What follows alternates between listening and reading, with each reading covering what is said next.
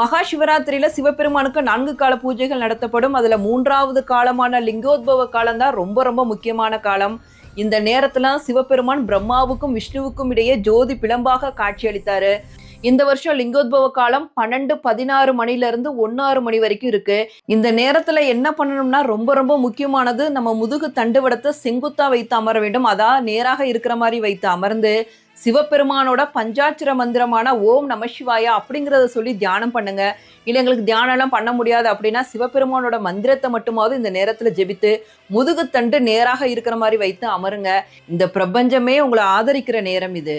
சிவபெருமான் இந்த நேரத்துல எப்படி ஒளி சக்தியாக காட்சி தந்தாரோ அந்த ஒளி சக்தியான உயிர் சக்தி நம்மளோட முதுகெலும்பு வழியாக மேலே செல்லும் நேரம் இது. அதனால இந்த நேரத்தை தவற விட்டுறாம கட்டாயம் இந்த நேரத்துல முதுகு தண்டுவடத்தை நேராக அமர்ந்து தியானம் பண்ணுங்க. இந்த பிரபஞ்ச சக்தியை நீங்க கட்டாயம் உணரலாம், சிவத்தை உணரலாம். அன்பே சிவம். இந்த வீடியோ